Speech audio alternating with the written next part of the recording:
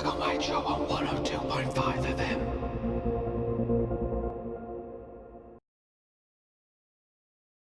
Deadline on Thursday at 5 o'clock. In part 2, we will look back at the pre-season games this week against Hibs and St Etienne. What did Newcastle learn from those victories?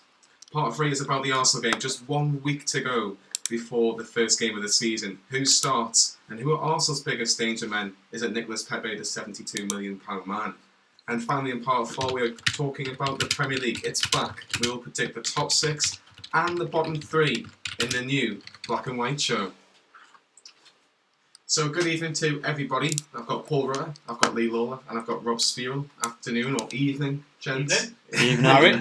We're going evening, are we? How have you been, Paul? Yeah, good. 2 weeks in a week lifts the spirit, doesn't it? Gives you a little bit of optimism. It takes you away from the politics and everything. So yeah, it's nice to see Newcastle playing football and winning football matches. Definitely. Lee and Rob are just sorting a few technical stuff as well. But how is Lee? I'm alright. I just a busy week with the 2 games and transfers in and out, which I'm sure you'll touch upon, and hopefully we're set for a few more busy days before deadline day. And Rob, how are you this evening? Yeah, pretty good. It's been a very busy week, lots to get through tonight, and that is always a good thing. Good, a lot of positive things as well. It's a new name for the show. It's the Black and White Show. We do have a Twitter name. It's at Black and White at Black White Show _ at the end. So give us a follow, and obviously like the tweets that we put out as well. Obviously this is Newcastle Fans TV as well, so we'll give us a bit of a plug as well. Why not? Why not? Just before we start about all the stuff, Newcastle United will just touch on the Community Shield. At Liverpool, Manchester City finished 1-1. Raheem Sterling giving City the lead. It was quite a sloppy finish, to be fair, but it was just enough to beat Alisson in goal for Liverpool. Joel Matip equalised for Liverpool 15 minutes from the end from a Van Dijk cross, which he headed in. 2 centre-halves partnering up for the equaliser. So it went to penalties. 9 out of 10 penalties were fine, but it was the former Newcastle man, Jonny Wijnaldum, who missed for Liverpool the second penalty. So it meant that Manchester City retained the Community Shield. And the Pep Guardiola trophy cabinet remains immaculate, isn't it, Paul?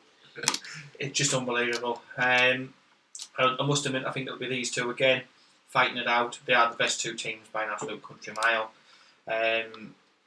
Sort of glad that one's over. I want to get into the sort of bread and butter. Every Saturday, competitive football, domestic football back on the TV. Just can't wait. Yeah, just can't wait. Definitely. I think it's going to be a hell of a season. 9 months of twists and turns. Obviously, the Football League started yesterday. That'll just be me. Part 1 is all about transfers. We'll touch about the players in and the players out. I'm just going to quickly touch with the players out because I really want to go in depth with the players that we've really bought in. Paul, Freddie Woodman and Nathan Hark have both gone out. Freddie Woodman, the one that desperately needed game time, and he's managed to go to Swansea. Played in their 2-1 win against Hull yesterday. Cracking move for him, really. Really good, isn't it? Yeah. How do you think he'll get on? I think to be fair, he could have done with this last season. I think that year that he spent at Newcastle, apart from obviously a few cup appearances here and there, was just wasted. He's a player with immense talent. He reminds me a bit of Fraser Foster a few years ago in a similar situation. I think it's really clever that the club's got that extra year's contract on him, because it's going to mean that we're going to get either a decent fee for him, or we bring him back and we give him an opportunity, because the Dubravka stuff isn't going away. Unfortunately, I wish it was. And he does have the potential to be a Newcastle number 1. You look at how he's been playing for England in the tournaments and stuff. He's got big tournament experience. He's played for a few clubs now, but he's got to really step it up a level going into the Championship. A very, very physical league where keepers are targeted, lots of crosses coming in, shots coming in. So yeah, an absolutely brilliant move, and to somewhere like Swansea as well, with coaches that he knows it's only going to benefit him and ultimately benefit Newcastle. Lee, I think what Freddie Woodman has to look at is maybe someone like Dean Henderson from Sheffield United. A keeper that wasn't really getting a lot of game time, but he got a full season at Sheffield United last year. Sheffield United are now in the Premier League, and he's gone back on loan and getting Premier League games. I'm not saying Swansea are in that position where they might go up. You don't know. It's the Championship. It's very unpredictable. But has he got to see that as a realistic opportunity to really develop his game down in South Wales? I think it's a good level. I think the Championship, we've been craving for Woodman to play at a higher level for probably a good couple of years now, and he's been going, no disrespect to the Scottish Premier League, but it's it's not as the standard of the Championship. He's played for League One a few years back with Crawley as well. So I think it's a good level. Look, you would have thought Freddie Woodman would be now knocking on the door to be at least number 2. Rafa never fancied him. He's always behind Darlow. I know he was on the bench a couple of times, well, more than a couple of times because of Darlow and Elliott being injured. But yeah, it's good loan. The club have deliberately made him sign a 1-year contract extension so he doesn't leave on a freebie. He played on the weekend as well, so he looks set to be their number 1 goalkeeper. So it's positive news, although I still would like to say Woodman is number 2, with the other 2 shifted out for me. I like the little dig though, Lee, as well about Scottish football after we've been to Scotland. I had the dig before going up to Edinburgh. Yeah, all right. We'll touch on about that in part 2, ironically, about Hibernian and Easter Road. I'm sure Paul Scottish Ewood Park. I believe it or not, I was in Edinburgh the next day, and I totally agree. It is literally the Scottish Ewood Park. Rob, Yep. we've talked about Freddie Woodman, but also Nathan Harker has also gone out on loan, which is again another goalkeeper that needed minutes. It's something that he desperately needed as well. For sure. You look at the chances that he's gonna probably get this season, and you think if he's sticking around at Newcastle, no, there's no such chance there really. So going out on loan, I think. But to be honest, I think out of our reserve goalkeepers, Woodman has to be the priority, and I'm pleased that he has gone to Swansea, Championship club. Let's be honest, their target for the season is going to be promotion, and not only that, he's also going to get first team football there at a high level as well. So hopefully it's only going to be a matter of time that he will be knocking on the door of that number 1 shirt, maybe giving Dubravka a bit of competition, or who knows, we might not have Dubravka in a few years' time. Oh no, don't say that, Rob. We want No. But yeah, I'm pleased for him. I think it's a good move for him. Definitely. Let's get on the actual exciting bits. Players coming into the football club, and Paul, I know how much you don't like Lee Charnley and Mike Ashley, but 4 players have come in. Who told I know who doesn't. Let's be brutally honest. Yeah. Who doesn't? But 4 players have come through the door. 2 players that we might not see a lot of in the first team, but 2 players we'll definitely see off for the first team. The first one I'm going to mention is Kyle Scott. Him and Jake Turner both announced at the same time, but Kyle Scott it's been announced about 3 weeks that he's going to be. Yeah, we've known it for a while, haven't we? That he's going to be coming in. I think the jury's still out on this particular lad. I do think there will be some players who are leaving our under-23 setup on loan, most likely. So I think it was imperative that we brought in extra bodies. Am I overly excited or optimistic? Probably not, because I've sort of seen what he's been able to do. I think was it Dutch football? Yeah. He was loaned out. He's done bits and bobs here and there, but he's not pulled up any trees. But I will obviously give any player who pulls on that black and white shirt 100% support. But it's one of them. It's not cost us anything. We can take a chance on him. He's come through Chelsea. Obviously, our coaches have seen something. Let's just see how it goes on that one. But it makes sense that we can free up one of our better players there, that needs to go out and get some game time somewhere else. Yeah, definitely. Lee, he's been busy. Yeah, definitely. Kyle Scott's been at Chelsea for 10 years. He was on loan at Telstar, 14 games, 2 goals. Played 1 game for the first team. He came on, I know, in a 4-0 win against Hull in the FA Cup a couple of years ago in the 5th round. You've done some research tonight. Well, obviously couldn't remember that. Because Newcastle don't get past the 4th round, never mind getting a 5th round game. But he was part of the team that won the Youth Cup 3 years in a row, and everyone talks about that Chelsea team. But, Chelsea and Manchester City seem to be the 2 teams that really are neck and neck when it comes to the youth team. So there must be something that maybe Newcastle have seen, like Paul's mentioned. It's interesting because his agent was speaking out about the move to Newcastle, and it's actually them who've approached the club. Newcastle haven't scouted this lad. I'm sure they've had him on a list somewhere, but not like detail like they have with Almiron in the past and Saint-Maximin since going in from last December. But if the agents are going, or the talent scout company are going to the clubs and just fishing around who's interested, it's an interesting way of doing it. Look, it's a little bit uncertainty. We don't know. He's technically American as well. Yeah, I was going to mention that. Which surprised a lot of people as well. He can play for 3 different countries. America, Ireland and England as well. So I think, look, we'll see how he goes. He made his debut as a second half substitute for the under-23s the other day. I personally think it may be Matty's replacement in the under-23s, or it could also be Owen Bailey if he gets shifted out on loan. But it's promising, but he's not ready for the first team just yet. No, definitely not. But let's just hope that they get a chance in the under-23s to play some game time and then maybe knock on the door in January. We always seem to pick up injuries around about Christmas time as well. The thing is as well, we're going to be quite an attractive club to the likes of your Carl Scotts because we have got a clear route from that reserve and youth setup through to the first team now. When you look at, we start to pick up momentum, and the likes of the Longstaff brothers, Dummett, etc.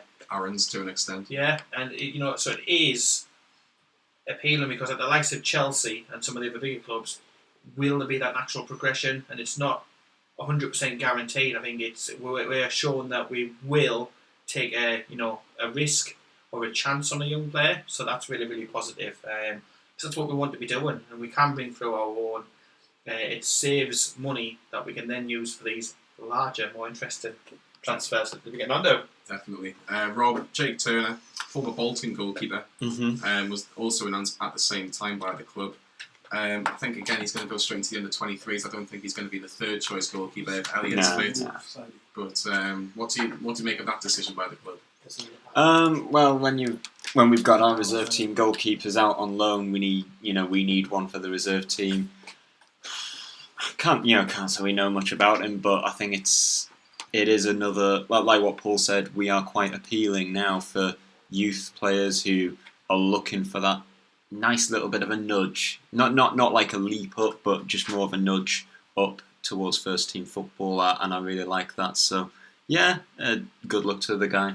Right, let's get on to the juicy bit and let's talk about the two players that hopefully will make a good impact for the first team. The first one, Jetro Willems. Again, if it's the pronunciation, I'm absolutely terrible at. But he's Newcastle's now number 15, and he is a left back, 25, and obviously Dutch from Sparta. He played for Sparta Rotterdam, PSV for 6 years, and he's obviously played most recently at Frankfurt.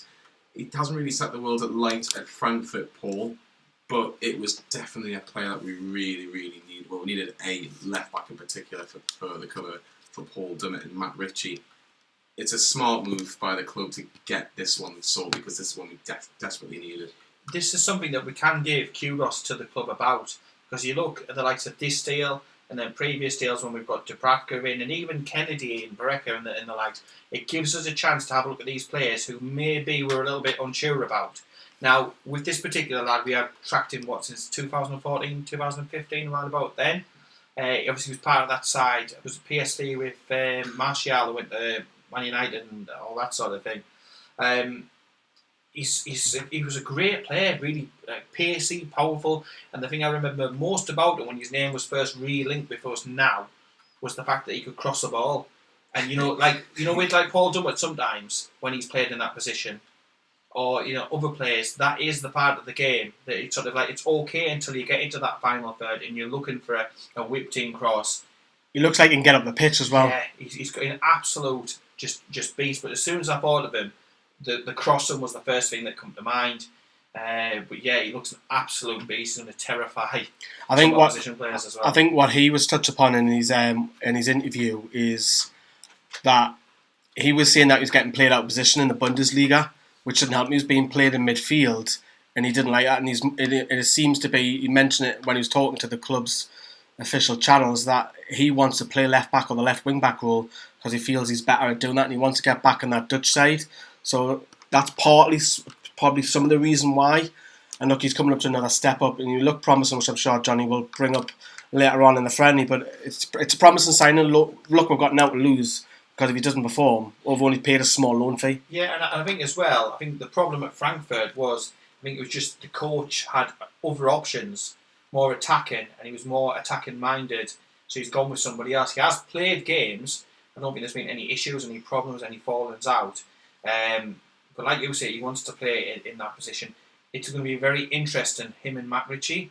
What do you do with Matt Ritchie? Because you're not going to put him in midfield because of some of the other players and stuff. So interesting stuff. Yeah, we'll touch on that in a second. Let's hear from Jetro Willems and on his move to Tyneside. It's nice to be here. It's a new opportunity for me, and I'm glad that I'm here. Like the German Bundesliga, that was already a big step for me from Holland. And the competition is not like in Holland, so now from the Bundesliga to the Premier League, that's quite also a big step for me. So experience, you need it. It's something you need. Because if I want to reach my goals, and one of them is to play in the national team again, in my former club, I played in the midfield, and in the national team in the midfield, that's quite busy, and yeah, you have good players there playing there. So on the left side, there's also my strength. So if I want to reach my goals, I have to play there. I have good skills, of course, and I have some good passes. So we will see. Yeah, I'm looking forward because what I said, it's a big league, and I want to show myself. I want to play, and I'm hungry. I'm looking forward because the first game is against Arsenal. It's quite a big team, and they had some transfers too. So I'm looking That forward. was Jethro Willems on his move to Newcastle. He's excited, he's hungry, Lee, and I'm glad that he just wants to go out and play football. He wasn't happy at Frankfurt. He seems he's really, really, looking forward to the fight. He's mentioned the Arsenal game in particular. That's what you want to hear from a potential signing, don't you? Well, I don't want to be negative, Oh, here we but, go. but every player's going to say that in an interview. But you're all right in saying, look, he was played out of position in the Bundesliga for Frankfurt, didn't like being in midfield. He wants to get back on the Holland side. And in the Holland side, if you look at now, they're back with a bang. They've got a lot of young talent coming in. You've got to remember, he's still a good age at 25. So he's still got a good 5 years playing at the top with his pace as well. He's built massive. And I'm trying to be clean as possible when I say that. But he's a huge bloke to get round. So, there'll be a few wingers who'll have a difficult time against him. So, Paul was saying just before we heard from Willems is that Matt Ritchie's got a bit of competition. But that's what you want. You want two players near enough at the same level pushing each other. Because it also gives Bruce loads more options to play wing-back system, 4-3-2-1, 4-3-3, whatever. And I'm sure we'll touch upon that later on in the show. But it's good options, and look, we cannot lose because it's a loan. If he doesn't make it, see you later. I can go back to Germany. Oh, definitely. And let's just say it is a loan signing, and we've talked about the competition, Paul, with Matt Ritchie, with Paul Dummett. But we've never really had that competition for places, really, especially in that position. For me, if a player like a Matt Ritchie gets injured, we were knackered a little bit. At least now, Matt Ritchie's got, well, I've got somebody behind me back here. Can we maybe spur him on against even more better performances from last season? Yeah, you should have seen me when we were up at Hibernian. As soon as he went down, I was like, oh no, senior pro down, Aaron's coming on, and I was panicking, thinking about the Arsenal game straight away. And that's how it's been for a long time. You're one injury away from an absolute crisis at Newcastle. We need a squad that can compete and just hold its own and attack other issues like the cups. It would be nice, and having them different options, it means we can put stronger teams out in the cups. We can push players up against each other, and you're not literally living on your nerves, which, like as a Newcastle fan, as we know, but you're not living on your nerves that every time a player goes down, you're thinking, we haven't got anybody, we're going to have to put a square peg in a round hole. Two very, very more than competent players fighting each other for the same position, and then you've got Paul Dummett as well, who can play there. So the likes of that competition is fantastic and healthy, and it's what we should have had all along. Definitely. And Rob, he's been muted as the next Patrice Evra. While he's winning 2 league titles at PSV, Manchester United were looking for replacements for Patrice Evra when he was getting a little bit older, and I think obviously Sir Alex Ferguson had just left. David Moyes had come in, and Moyes didn't really fancy him. If he's similar to Patrice Evra, then if he's even half as good as what Patrice Evra was, Newcastle have got an okay loan signing fight a little bit, haven't they? And just in the words of Patrice Evra, I love this game. But yeah, we are certainly... Left back has been a position that we've been crawling on to strengthen for quite some time now. And I really do think that this Willems, I know it's initially a loan move, but I think that we are certainly doing what we've been asking for quite some time. So I'm really pleased. Like what Paul said, we've got some pretty good competition. You know, I think even Dummett and Ritchie are really good in that position. And so for Willems to come in and, like what we will talk about later in the show, be yesterday's game, he was terrific once he came on. So I'm pretty pleased with that that acquisition. Can I just say something? It's a bit strange. We're all being very positive here. Where's the negative coming? There's time to come for that. There's time to come. It's likely been the summer of negativity, but it's nice that the summer and the transfer window is obviously finishing soon, and it's been quite positive. But we'll talk about obviously the end of the transfer window. Why couldn't we have started the summer like this? Oh, please. Exactly. There we go. Right. Let's talk about Newcastle United's new number 10. I'm going to try and give this a good pronunciation. Willems St-Maximin. I'll take your word for it. ASM to me. I've said this already. ASM. My friend Michael gave him a shout out. He said it was yesterday. That's how you pronounce it. He's done a bit of French and that, so he that's how you pronounce it. So that's a shout out to him. But Bonjour, yes. I thought you were going to do like a tell point say or something. No, that's all I learned from my GCSE in French. That's about it. That's all I remember on the J'adore le foot. Exactly. So you know what I mean. I'm bringing it all in here. C'est la vie. Exactly. 22 years old. From these 74 appearances, 11 goals. Lee, he's got pace to burn, hasn't he? Yeah, he's electrifying. It's interesting because Willems and Saint-Maximin are two huge, stocky guys. So the physique of the Premier League, I don't think will have anything. I don't think he'll get nudged off the ball quite easily. Look, he's very flamboyant. You know, he's got a daft haircut. And there's nothing wrong with having a daft haircut. I must stress. But he seems to be very flamboyant. He likes to express himself on and off the pitch. I think he'll be a fan's favourite pretty quick. Judging by the friendly, which we'll touch upon. I think fans, especially youngsters, will probably have someone attacking wise.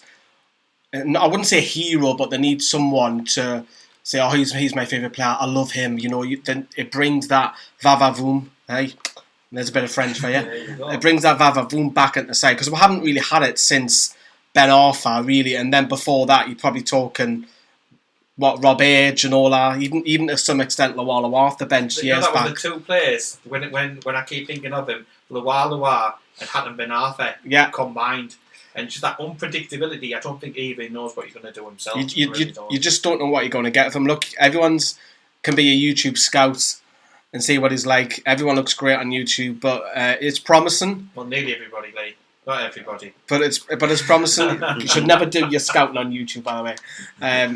But I think that Jocelyn was great on YouTube, wasn't it? for all minute and 5 seconds. Yeah, definitely. Was that when he went over the bar?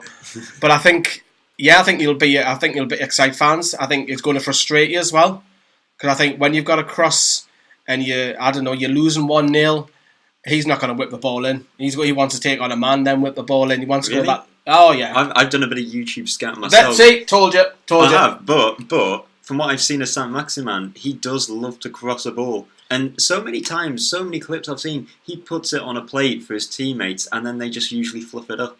It wouldn't surprise me if Saint-Maximin just sort of felt a bit frustrated while at Nice. He keeps putting it on a plate. He wants to actually give it to some teammates who are actually capable of putting it away. He's got the most dribbles in Europe. He doesn't like passing the ball. No. I think fans will get easily frustrated with him, I think. But Paul, does he walk straight into the starting 11 for this for Newcastle? See, I don't think he does. And the reason why is because the formation that we've been playing, it's just got the two. Now, if you're thinking about last season under Rafa, and he would play that formation, yes, we could accommodate him. But I think there's going to be a bedding in period because I don't think he's going to switch from the two that we've been playing up top with Joe Linton and Almiron up top. I know Almiron keeps missing the chances, but I think he's going to stick with them two. And I think ASM is going to have to get used to life at the beginning, at least off the bench, as a bit of a super sub, a la Loa.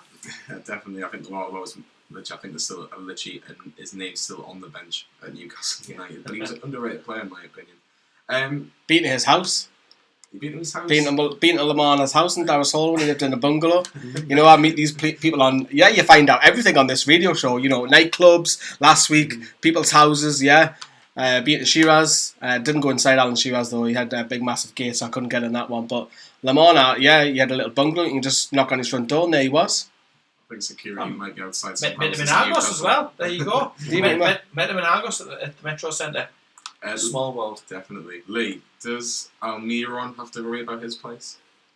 Yes, in some extent, because if he hasn't scored after 5 or 6 games, I think the pressure will be there. I think, judging by the friendlies as well, which we'll talk about again, is that people are trying to feed him in as well, rather than being greedy.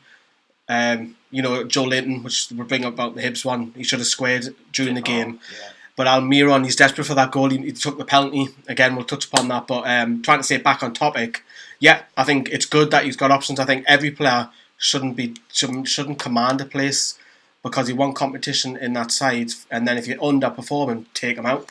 I would have Almiron in all the time. I would, but first player for me. Like, I think if he's played 5 games, 6 games, and he hasn't scored, and then Saint-Maximin's coming off the bench doing the business, you've got to make a change eventually. Pressure, but I just think that added X factor, and I think he will. I'm predicting it now. Add the goals to his game. How many? He's got to be between 8 to 10. I think this season. People are saying, "Oh, he'll score 15 or 20." I don't think he's going to score that, but between 8 to 10, I think it's quite realistic. Yeah, definitely. Yeah. Realistic target. Let's hear from Willems St-Maximin on his move to Newcastle, and his flamboyancy definitely comes out in this clip. I feel so good. I am very happy to be here because it's what I want, and I'm very excited to join the team and to play. I can play like in the middle, winger, I don't care. I just want to play to show what I can do in a pitch and help the team. It's amazing, the pitch, it's amazing. Like it's very, very big, and the atmosphere, everything, I feel so good, and I want to play. I want to play, and I want to do everything for the trainer let me play. The fine is very important for me because, my play, it's like with some dribbling, and I know a lot of fans love that, and I want to do that, but score and do some assist after, because I know it's very important, because if you want to win, it's not with some dribble you win. You have to score, to make assists, to work hard, to run, and it's what I want to do. I want to do everything for the club because it's my politic. Like my parents said to me always, when some people give everything for you, you have to give like 20% more. You understand what I mean? And it's what I want to do. I want to do more. If they give me like 1%, I want to give 10. I start like it's 1 month. I have my preparation. I play 3 games. I score 2 goals, and I feel good. I need like more game for feel more better, but I feel good. It's simple. I have too much hair, and my hair come behind my eyes, and I want to solution for don't cut my hair, and I talk with a Gucci, and they break for me some things, and after it's happened. He likes the black and white, does Willems St-Maximin. We'll hear Lee and Paul's thoughts in depth in part 2 about the new number 10 in that friendly game against St Etienne. That is going to be part 2. Thanks for listening to part 1. We're going to have a quick short break, and we're talking about Hibs and St Etienne straight after this ad break. The Black and White Show on 102.5 FM.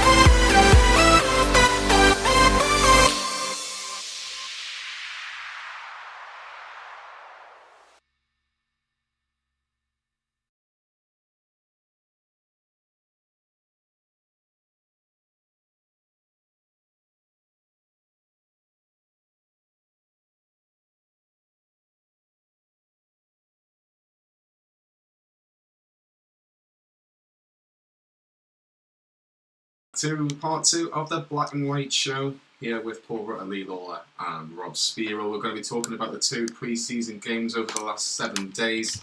Hibernian on Tuesday and St Etienne yesterday at St James's Park. Paul and Lee did the 2-hour drive up north. I don't think we're going to do many up north games against Newcastle. Just the one. It was strange, wasn't it? Because we were like saying it felt so strange to be heading up the A1 as opposed to you're that used to heading down south on these long away days. Definitely. So, but Hibs 3-1 win. It didn't start very well, Lee. A goal down after 10 minutes. What were you thinking at that point? Yeah, we're gone again. That's what I was thinking. It was horrible.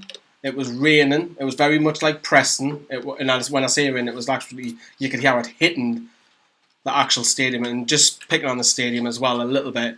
I think calling it Ewood Park has been kind because water was dripping through, and that tells you its own story about the state of that ground.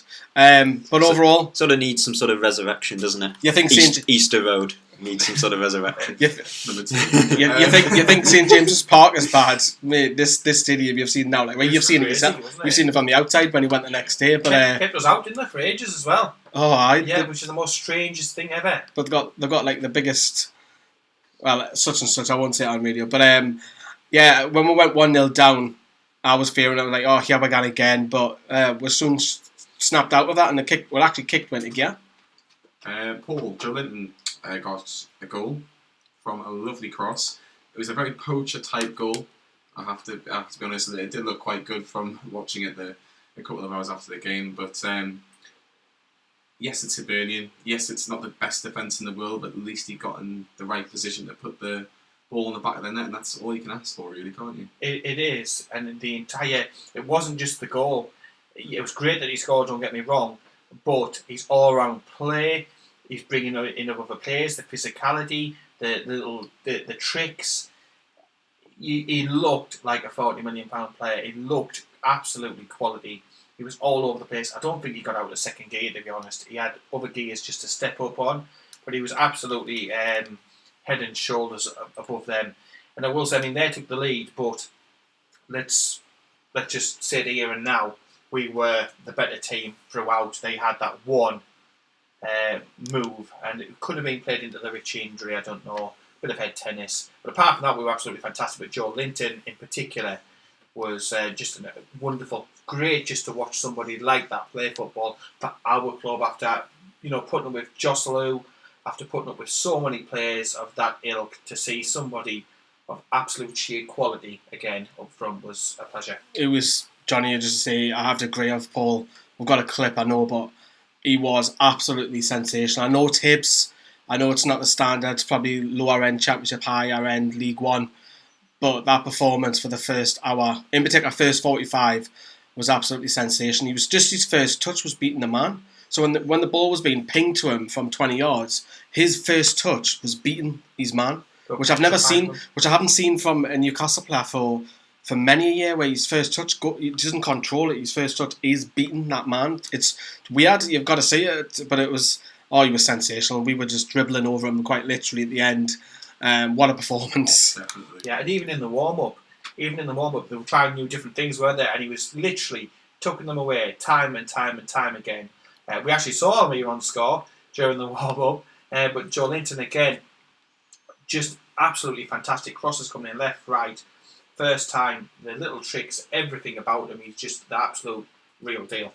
Just if you're watching the stream on any of our social media platforms, I'm going to put a little question out there. Will Joe Linton score more goals than Rondon and Perez did? So literally put Joe Linton yes or Joe Linton no, if you're watching or listening. I think you mean individually, not combined. Yes, well, not combined, but if they score more than... If he scores combined more than 23, I'll be doing cheer celebrations to the streets. So I'm doing Loa ones. Oh, I can see that then. I love the definitely. He's already said that he's walking naked down Northumberland Street with Mike Ashley Sells. I'll put it this way. Do you think Joe Linton will score 14 goals this season? So Joe Linton yes or Joe Linton no in the comments. We'll read a few out a little bit later on.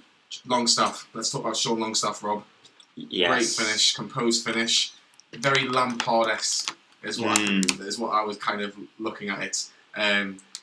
in the fact that Manchester United look like they're going to be spending 80 million Harry Maguire, it looks very, very likely now, speaking on Sunday night, that he's going to be wearing Newcastle's shirt this season, isn't it? Yeah, I think that was more something like a transfer extravaganza to sort of kick off the transfer rumours that we were going to get this sum of the 50 million to Manchester United. In my eyes, it was never going to happen. I think he was always going to be a Newcastle player going into this new season.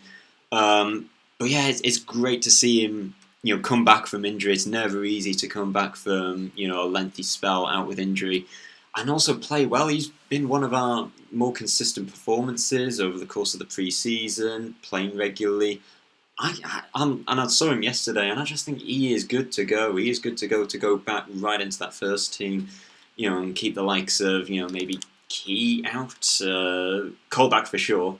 And yeah, well, we'll see what happens with Colback, Survey, those type of players, because I think it's certainly Longstaff is going to be the one to keep them out here. Oh, definitely. Let's just look at a few comments. Dan Hall, yes, man. Dominic, Joe Linton, yes. More Joe Linton yeses I can see. A couple of Joe Linton no's. Joe Linton will score 17, says Luke Nicholson as well. So, Ronan Gulliver, Kyle out. I know we've been saying that. He's a fan of Jack Colback. Get him out. We've been saying that for ages, mate. Don't worry about that. Hello, Kyle, what are you watching in the stream as well? We'll listen to the clip in a second, but Jamal Lascelles got the last goal, Paul, from a great header. And that just, it settled there was no nears, obviously it's a pre-season friendly, but it's nice to see the captain get on the score sheet.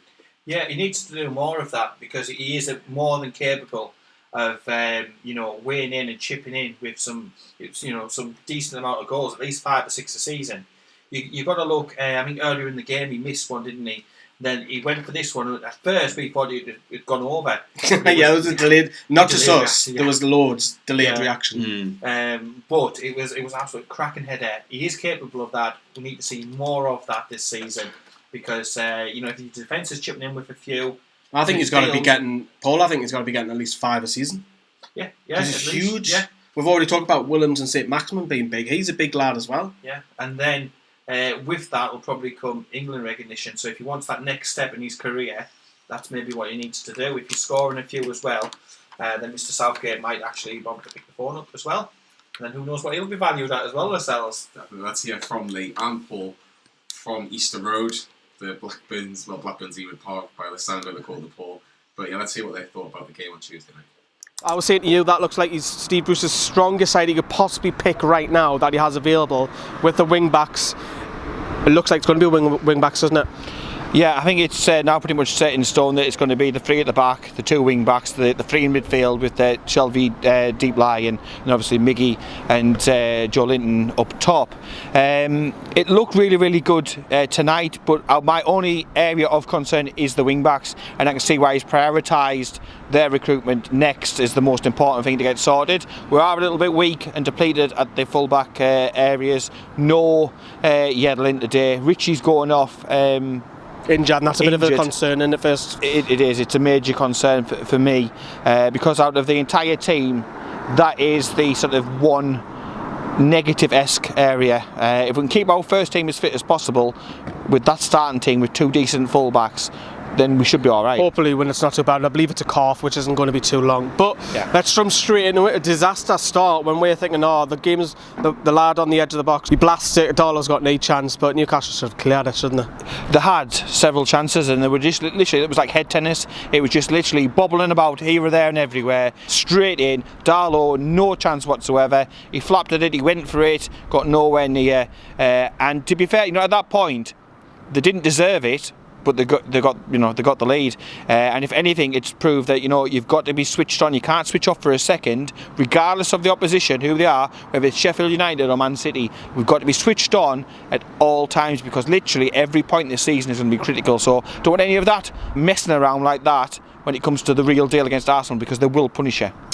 So that was a negative, and we're all thinking, we can. Yeah. We're thinking what performance are Newcastle going to put in, but surprisingly, after that we controlled it.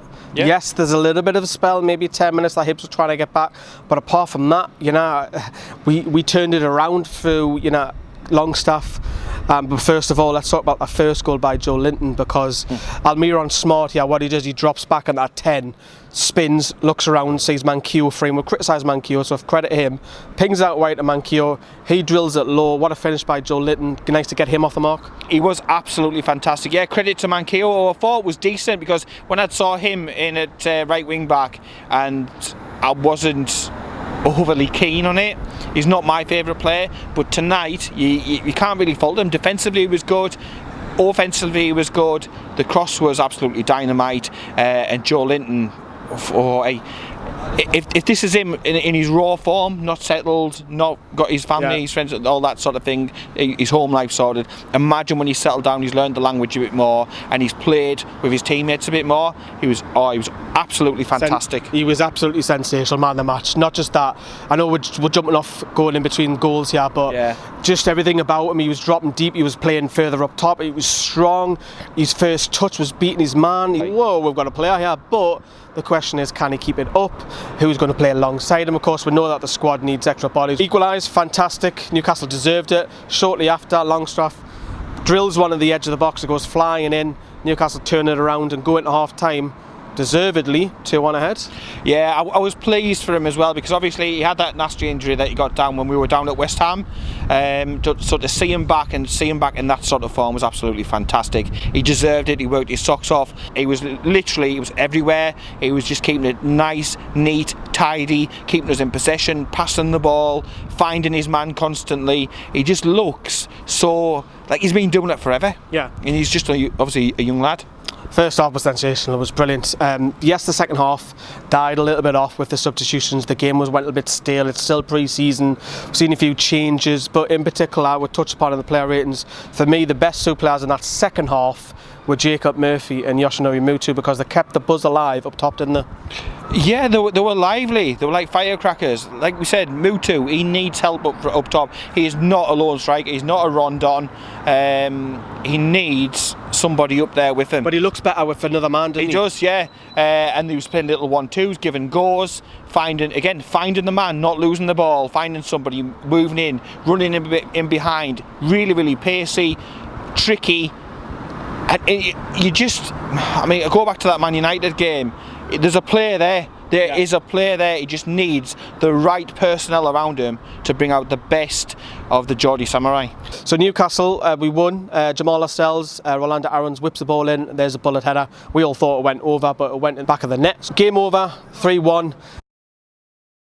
Like they said, game over, 3-1. Good win on Tuesday night for Newcastle. Paul, who was your man of the match in particular? Was it Longstaff? Was it Joe Linton? Was anyone that we didn't really mention in the clip that you thought actually had a good game?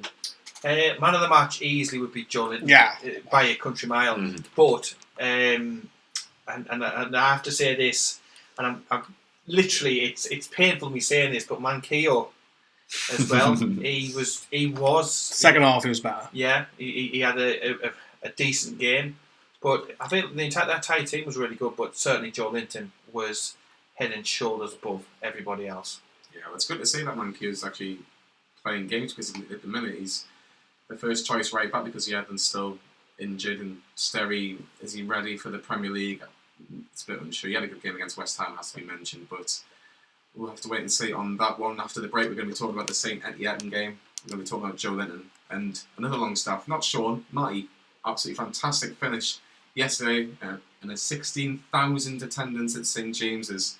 And we'll also talk about the former Newcastle player Mathieu Debuchy, who got on the score sheet for St Etienne. That is in the next bit of the Black and White Show. The Black and White Show on 102.5 FM.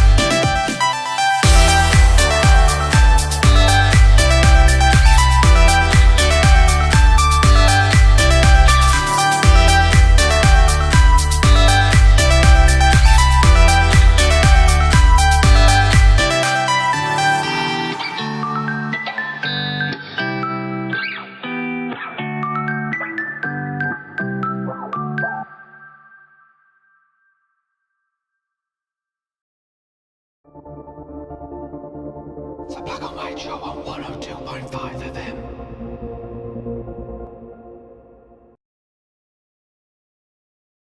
Yeah, one yesterday at St James's Park, another goal for Joe Linton in the orange kit. But I want to touch on about Matty Longstaff, Lee. First touch, really, bullet right in the roof of the net, and another Longstaff scoring at St James's in the space of 4 or 5 months, maybe a tad longer. But is he really knocking on the door to be in the squad at 25? Well, the good thing is, first of all, he doesn't need to be registered because he's under the age bracket, so that'll please Steve Bruce. I think you've got to, and I've said this with Sean last year, is if he's not going to play, at least same as Ali Sorensen, at least have him train with the first team, because that will make the competition a lot harder for him. He'll get him better, he'll improve. And do you know the one thing I love about that goal is, yes, it's a great goal, but the fact that Jamal Lascelles sees this local lad and he just sprints over, picks him up like a baby, and just throwing around, and everyone's smiling. See Fabian Schär coming over laughing. Sean, his brother, is chuffed from got the assist. Yeah. That's what I love more than the goal, is the bit of team spirit there. I'm not saying it wasn't there under Rafa one bit, but you can just see that all the players, including the foreign lads that are there, as well as the national lads, people who aren't from the area, see this local lad because they know that's his dream. And I love that about that goal. Yes, it's a great goal, but that's the thing I love more about it, is the celebration that come with it. But yeah, going back to your question, is he's got to be in that 25-man squad. Jack Colback hasn't been involved in the last 2 friendlies, so he looks like out the door. Kyle, hashtag Kyle out. Henri Savay, what's going to happen with him, because he's still on holiday, but don't sell him. I know the international market's still open till the end of August, but Matty is probably 5th choice at the moment, behind Key. But you've got to remember, if we are playing 3 midfield after Key, he's the next man. So I'm delighted for him, and obviously follows, of course. Both the Longstaffs follow on Twitter as well. So a big shout out to them lads as well. I'm buzzing that we're seeing Geordies do well. Yeah, especially from the NE29 North Shield. Oh, you used to. You and Kyle giving a rest, man. It brings me a question though. That Mrs. Longstaff, when did she bump into Zidane? All them years ago. Yeah, I brought it up on the Facebook page today. But to have 2 kids like that, and it must be amazing for the family. I know they're a sporting family, but just absolutely the stuff of dreams, the stuff of absolute dreams to have. Both your kids running out to James's Park to score for Newcastle in a senior fixtures and stuff like that. Well, we've just put a picture on the stream for those that are watching it, and that picture there, that's the one I'm referring to. It paints 1,000 words. It's brilliant. Definitely. Paul, would Matty Longstaff got this opportunity under Rafa Benitez? Rafa liked to play the political situation. You look at the Fulham game, the last game of the season, he was putting the youngsters on the bench and involving them to try and pressurise others into making decisions with regards to the physical sort of, the setup and the facilities and that sort of thing. I think if Rafa had the same money available to him, I don't think maybe Matty would have. But I've been saying it all along. I would want him to be involved in the squad. I don't want him loaned out. He's far better than Jack Colback. And if he continues to improve, a la Sean Longstaff, we've got 2 fantastic players there that have cost the club nothing. And this allows us to then free up other money for other areas. I thought you were going to say that allows us to sell them for a much bigger fee later on. Well, we are going on to that. You're thinking like Ashley. I'm thinking about trying to save money in these other areas so that we can splash out on the Joe Lintons of the world and stuff. But I just think it's absolutely fantastic. As soon as I've seen him involved in the first team, it looks as if he's been doing it forever. And that's the same thing with Sean. That is, when you watch him play, it just looks absolutely natural, at doing it. And I was gutted for Sean as well, obviously, when he got injured. But to see them both on the pitch, both doing well, just buzzing. But I mean, I can't imagine. I'm trying to imagine if I was in that position. I don't think I want my brother though involved. No, definitely not. Different story. Yeah, definitely. Rob, Fernandez started at centre half with Shaw and Lascelles. Surprised, or would you have maybe put Dummett in there if you've got that new Dutch lad, Willems again? I'm not very good at pronunciations, but surprising to see Fernandez as one of the main 3 at the minute. I know Lejeune's still injured, but Your thoughts? With it being pre-season, still can't say I was too surprised. But yeah, I think Dummett, it does look quite likely that he'll be moving back to that more natural centre-back position, that he used to be natural in. I couldn't think of. You're being very natural here. Yeah, am I? I couldn't think of the right words. But Fernandes, he's a consistent performer. I do like him. He does put a shift in to a good standard whenever he plays. So, and he needs match fitness just as much as the other players. So I'm not reading anything into it with it being pre-season still. But if that happened in a few weeks' time, then yeah, we could be reading and asking questions, etc. Definitely. And Lee, did we see a Steve Bruce style of play, or was it more Rafa Benitez from last season? Can you see any little changes at all from the end of last season to this season? Is there anything that stands out? I've got to mention Dubravka because I put him on screen first of all. There's that a lot of speculation about him. It was great to see him back in the team as well, so that'll squash that. But going to your question, he's tweaked that wing back system quite heavily. When I say heavily, because obviously when we got hammered in the first game in Asia against Wolves, that was Ben Dawson picking that team and that formation. Bruce has went back, and and I've said this on videos. You've got to credit Steve Bruce, because some managers would be quite ignorant and say, you know what, I'm not changing this, but he's kept the back five. He's realised that that's when Newcastle are strong at. And look, we know the transfers aren't his. We know that the club are buying players that they've been after for a long time. But he's tweaked. He's now went with 3 in midfield. Shelby's now got a look in. Shelby now has a lot more freedom. He can sit and ping it. That'll probably change when we're in the Premier League because he'll probably have a little bit more pressure. But 2 up top, or maybe even the 10 with that, he's changed that as well. So look, it's pre-season, it's promising, but I think you need to ask that question again after about 5 games to see where we are really. Don't you think though as well? I think we just need to be a little bit more on the front foot.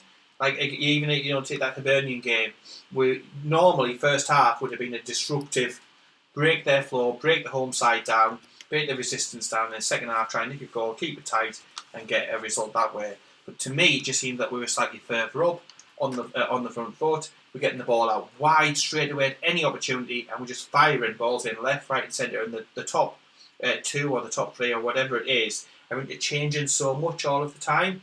And it's just causing issues for whoever is the defending team. So for that, in me, I've seen those little differences. But seeing them warm up as well against Hibernian. Yeah, that's changed. That has changed so much.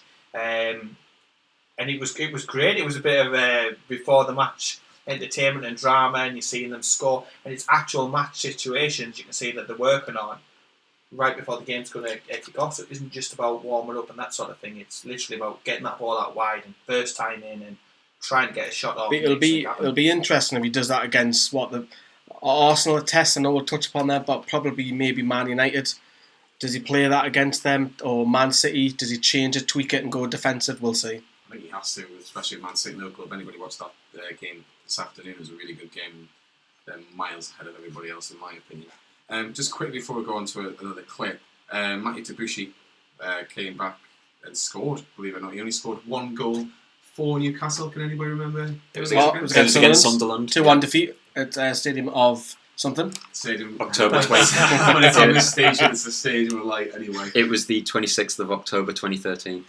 Boom! Rob, I'm not surprised. You see why me and Rob went on a quiz show? I can't believe that was a year ago. But yeah, anyway, I digress. How many goals have Hostler in school? Oh, yeah. Yeah, sorry.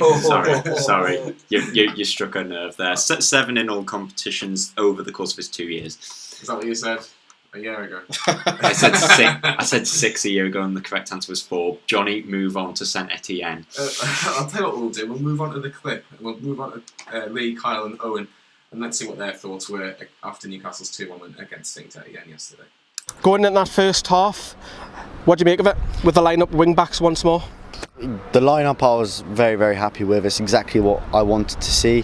That 3-man midfield of Longstaff, Hayden and Shelby.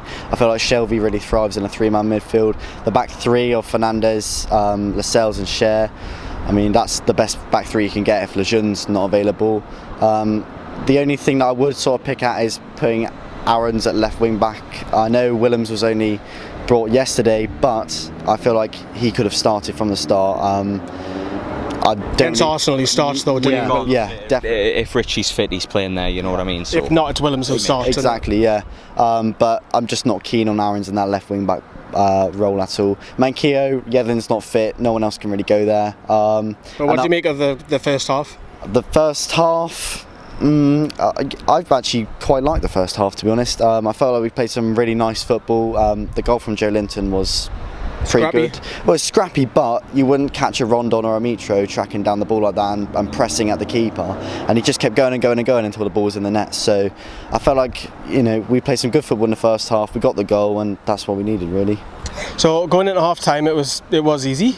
This is a team that finished just 6 points off a Champions League place. St Etienne could quite easily, if they won 2 more games, be playing in the Champions League, and we made them look really ordinary. And in the second half, yes, I know Debussy scored later on, but it's pre-season, Lee. Preston made us look very ordinary. Do you know what I mean? I know, but you've got to be happy with a performance and a win, because that's 2 in a row now. I'm really happy with the performance today, but pre-season you can't look too much into it. That's all I'm saying to you. But we played well in midweek. We played well today. It looks like we're going to go with the wing back. Second half, yes, there was a few changes, but obviously everybody wants to know how the new signings did. So tell us.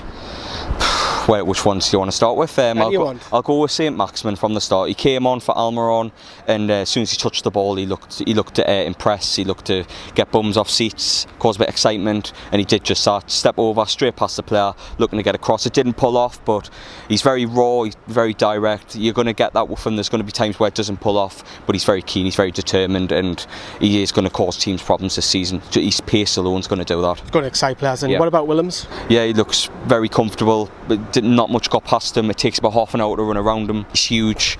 He's class. I'm hoping he can really kick on and really make that left wing back role his, because it has been Matt Ritchie's, but Matt Ritchie's used to playing further forward, let's be honest. So it's good to have a bit of competition in that role finally, because last season, let's be honest, we didn't have it. Is the wing back system the way to go forward? 5-3-2, or would you slightly tweak it with Almiron's role? I'd probably slightly tweak it with Almiron's role. I like the wing back system. I think it really suits our style of play, especially with the players we've got. However, I feel like we could, now play a 4-2-3-1 like we were last season, because Willems looks a little bit more sound defensively. He can get forward as well. Just that right defensive flank is what sort of I'm not keen on. However, I think we could change Almiron's role as well, and we could play Saint-Maximin and Joe Linton up top with Almiron just behind them, and then switch to a 2-man midfield, a base of midfield, so either Shelby or Hayden, or Longstaff and Hayden, or whatever. So I do like the 5 at the back, but I think we can still tweak it, and so we can get things perfect. Would you tweak it slightly? Well, Bruce just went for this kind of formation most of pre-season, so I think he's going to go with a 5-3-2. Lee, yeah, 2 up top straight. If he's going with that, then you've got to trust him with it. He's not going to change it the first game of the season. That would be a bit silly. If he's going to work on one formation for the whole entirety of pre-season and change it, it's a bit daft. So he's going to stick with a 5-3-2 clearly. 5-3-2 was Kyle's thoughts after the St Etienne game. Let's talk about Joe Linton's goal. A long ball, and it seemed a bit of a mix-up, but Joe Linton seemed to get there before the goalkeeper, Paul. But again, a different type of goal. Didn't really see that sort of goal last season, but he's looking very, very good going into the Arsenal game. I think he'll be in he have a bit of confidence in him, especially Arsenal's defence isn't great, as we'll touch it more in depth, but he must be licking his lips a little bit. That would be the chink of light in that game, that their defence isn't the particular best. I think obviously going forward's a different kettle of fish, but for Joe Linton, he's like I say, I think you run out of superlatives. I try and pronounce that. That's a big word. It is for a Sunday when I've had a Sunday off. He's absolutely fantastic. Took the goal really, really well. Caused them problems all over. Can score different types of goals. He's such a threat in behind with the pace and the power. Great with crosses, the touches, getting shots away just out of absolutely nothing. He is literally the complete deal, and I do think that he will cause Arsenal more than a few issues and problems in the opening game. We touched about Saint-Maximin, we touched about Willems, Lee. What did you make of them when they came on? It was only about 15 minutes or so, wasn't it? About 15, 20 minutes. 15, About 20, minutes, 23 minutes. What I liked about him, he was playing to the crowd as well. I touched upon this earlier on, is that when he came on, he was doing all of this, people who can see. And then even when he's had when he's dribbling and his crosses were ever deflected out, he was clapping the fans back as well. So he's going to be a character. You just know this. He's going to be a fan's favourite. Very bright. A couple of times he lost the ball because he was trying to do a little bit too much at certain times, which again reminds you of former players like Ben Arfa and Lawal and so on. But yeah, he's a talent. He's got tricks. I mean, you've seen the goal, what Matty scored. He just that ballerina flick that he did backwards as well. So yeah, he was bright. Willems as well, very bright as well, getting forward, big unit. Loves a through ball on the bottom, on the ground floor. But both of them were really promising, and I think they're going to stake a claim to be, pushing threats for Matt Ritchie, Almiron potentially as well. But delighted, both of them had good games. And Rolando Aarons started at left back. If Matt Ritchie's not fit, potentially could start against Arsenal. What did you make of his performance?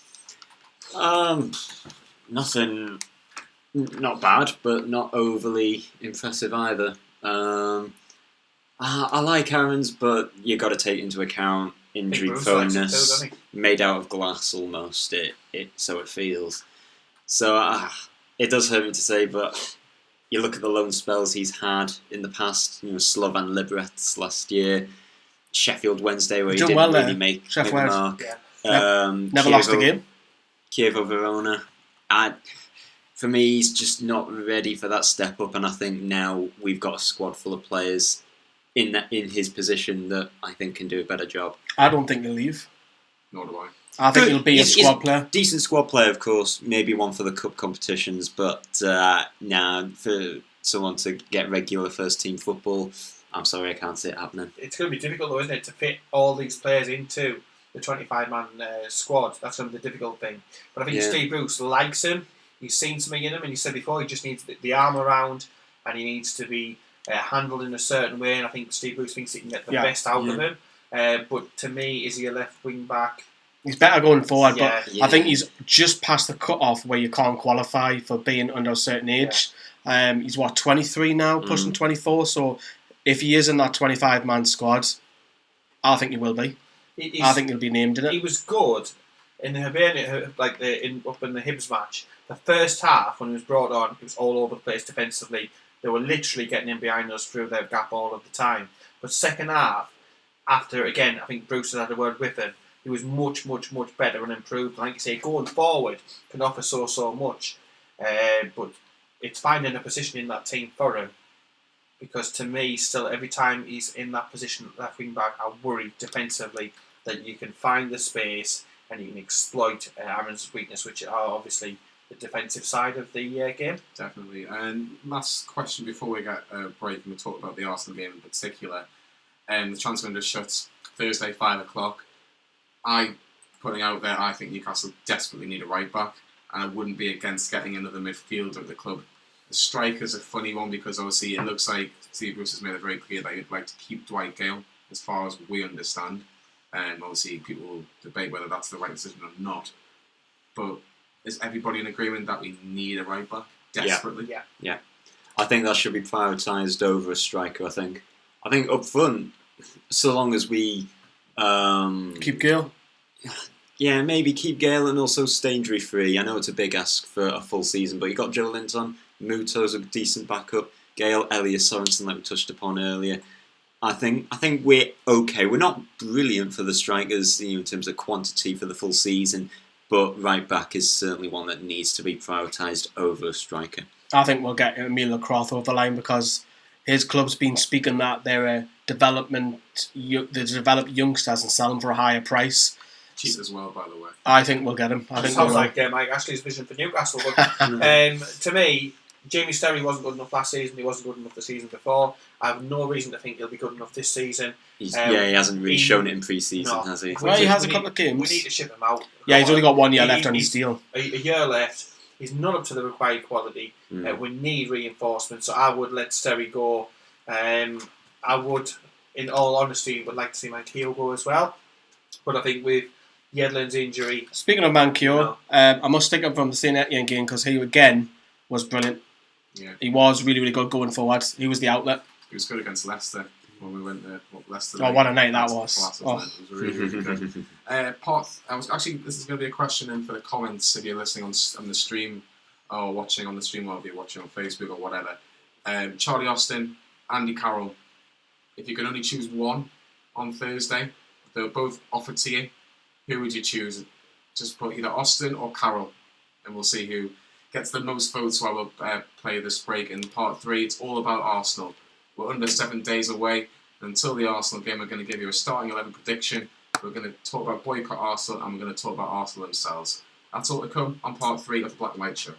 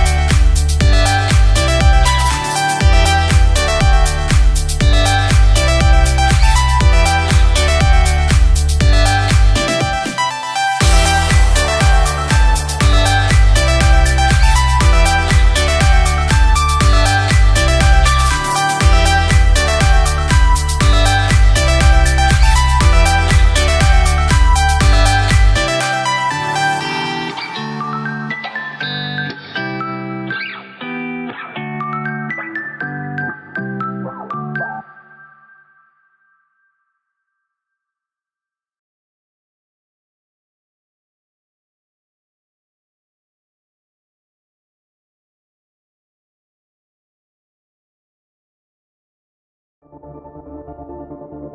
a black and white show on 102.5 FM.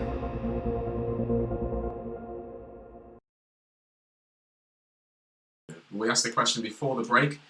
Charlie Austin, Southampton striker, or the out-of-contract striker, Andy Carroll. If you could choose one player on Thursday, if they were both given to you, who would you choose? And Paul, you've got all the names, or you've got people. Yeah, I think saying it started off with lots of Austin. Obviously, he's available, he's fit, he's ready to go. But I think Andy Carroll has taken over. Oh, no. Yeah, Kyle in the comments, he was wanting Andy Carroll back. Kyle wants Andy Carroll. You want Jack Cole back. Who else does Kyle want? Anyone from any 29, basically. That's Anyone what with Kyle an any wants. postcode, Kyle wants. But yeah, with quite a few others. Dan the Toon fan, he wants Carroll if he can avoid injury. This is the big thing with these players. It is a risk-taking thing. Geordie, Andy Carroll again. We've got Luke. He's saying Andy Carroll and Daniel Sturridge, so a different option altogether. Martin, Carroll, and then we've got likes of Luke who's saying Austin. I personally think Austin as well because plays more games. Plays more games. Simple. He's available now. He's another option, so I would bring him. Austin. But the people have spoken. And Andy Carroll has just signed for... No, I'm joking. Newcastle Fans TV as a pundit. But yeah, so Andy Carroll has won the vote. Right, we're going to talk Arsenal. I'll leave the boycott Arsenal to the end of part 3 because I think that might be a big talking point. Well, actually, let's just talk about the actual game. And Alan Sheldrick's put in a question. Do we think that Steve Bruce has a plan B? And if you're looking at the sort of formation that we've been playing, it is a 5-3-2 formation. Lee, can you see any plan B at the minute, or do you think he's going to stick a plan A for at least the first 6 to 8 games to see what he can get from his team? I think Bruce won't be as stubborn as Rafa Benitez in terms of substitutions. I don't think if Newcastle are getting beat on Sunday, I don't think he's going to bring a like for like on. I think you might pull off a defender, play 4 at the back, and then chuck another one in midfield or chuck another one up top. Whereas Rafa was very similar. He believed in what and how. It got results, but It brought him to the dance, didn't it? it did. It got results, but I don't think Bruce will be like that. I think he'll have his own mind. I think he will go with wing backs. I think he'll persist with it. But during the game, I think Bruce will throw the gauntlet at it. I think he will just chuck the kitchen sink at it, so to speak, if we have to. So look, it works for some managers, it doesn't for some others. But Rafa was criticised, and Rafa's done marvellous things for us. But the one thing I criticised Rafa is he wouldn't change it, he wouldn't mix it up, and it wasn't massive amounts of what's the word I'm looking for, changes. But when we were losing, you didn't come out of the game with 3 points often. But I think Bruce will probably you'll risk getting beat 3-0 than trying to lose 1-0, if that makes sense. You'll go for it. Yeah. Right, let's talk about the starting 11 itself. Right, I've got a starting 11 out there that I think that Newcastle might go with just from a few pre-season games. I've put a few circles under a couple of players and I'll explain my decisions, but obviously Martin Dubravka, it was good to see him. Yesterday he started in goal for Newcastle. This is just my personal opinion. Get your comments in if you disagree or if you feel that we're completely bonkers. I'm going to go 5-3-2. I'm going to go Lascelles, I'm going to go Shaw, and I'm going to go Fernandes because Dummetsby on the bench, he has had a bit of a niggle. I don't think he's fully fit, and let's be brutally honest, Fernandes isn't really a bad backup option. Florian Lejeune? Question mark. Well, he hasn't really played any pre-season games because obviously he's an injury. Oh yeah, ease him into it once he comes back. Definitely. But what about? Are you just for the Arsenal game itself? Just for the Arsenal game. Yeah, just for the Arsenal game. Wing backs, I've gone Mancure because obviously we haven't bought a new right back in yet. And I've gone Rolando Aarons because he started yesterday. And I know that's a controversial one. It wouldn't surprise me if you put him out there. He's got a lot of trust, a lot of faith in him. Not my personal, what I would want to go for, but this is what I just think Steve Bruce will go with. 3 midfielders, Shelby and Longstaff, Sean Longstaff I should say. It's good to see that we might even say Matty Longstaff in the future. Jonny out, Kyle Newcastle Fans TV. Just waiting to ask people. And I've gone with Isaac Hayden as well. It's been a little nervous this afternoon that Isaac Hayden potentially might not be at Newcastle. Again, it's all speculation that Isaac Hayden, again, is his family issue sorted? We don't know. Again, it could be down on deadline day on that one. And I'm going to go Joe Linton and Almiron. That'll start as the 2 going up top for Newcastle. We bench Darlow, Muto, Key, Willems, Maximin, Dummett. And I've got Richie if he's fit. If not fit, I've got either Clark or Matty Longstaff taking that place there. So, thoughts on that, Paul? Let's get straight to Roland Aaron's, Paul. Yeah, I think Roland Aaron's is the big that's talking the one. point. That's the one. Just because he started, again, I would personally go with Arsenal's Dummett, abundance of riches. Now they can complain Against Nicolas Pepe. Yeah, they can complain all they want, right? But they have so many quality attacking Well, it'll be Pepe players. on that side. Pepe. So to me, all day long, I would go straight. I wouldn't put Aarons in. I don't even know that. I'll go Willems. It's straight, yeah. If Richie's not fit. I'd personally go Dummett. I think if he's fit, Dummett can do a job. Against Hibernian, in the lead up to their goal, it was him messing around with headers, being indecisive. He looks a little bit slow. It didn't look like his normal self. He wasn't decisive enough. And if you're going to divert around the box against Arsenal, they will destroy you all day long. So I would, like I say, I'd have Willems in left wing back, and then I'd put Fernandez in as well, because I think that gives us the best possible chance of trying to get something out of the game. Are we all suggesting that Richie wouldn't be in the starting 11 even if he was fit? No, he'd play. He'd play instead of Aarons, wouldn't he? Yeah. Or Dummett. He'll play ahead of Willems as well. At the minute, yeah. If he's fit, he plays. Yeah. Manquillo, if a right back comes in, Rob, would you chuck the new right back in as Croft? I think is how you pronounce his name. Has been linked. It's quite a cheap deal, so Newcastle probably would be interested in something like that. I personally think that Manquillo will probably still get the nod, Rob. If we buy a new right back before the transfer window closes, I would definitely be open to it. Of course, it just depends on how I feel about a new acquisition, whether I've seen them before, whether I feel that they're good enough, capable enough to go straight to that first team. It's the tactical work, isn't it? Let's not forget Arsenal being the opponent's top six side. It's going to be really difficult. So you want someone who's got a good bit of experience there. To come in and have 2 days training and go straight in. Exactly. It's not happening, is it? It's not a good. It's not a healthy position to be in. So Manquillo, been at the club for 2 years now. Yeah, go for it. He's got 1 year left on his contract, Javier Manquillo, so he needs. Everyone's hoping that this might be his last season at the club. Paul, let's get your thoughts on Isaac Hayden. There's been some murmurs, especially from the Chronicle, that have mentioned that he might have played his last game for Newcastle. He might not have. It's all speculation. I take a massive pinch of salt when he comes to the He Chronicle was, just to give you the head up, he was actually going around the stadium on his own, clapping on the weekend.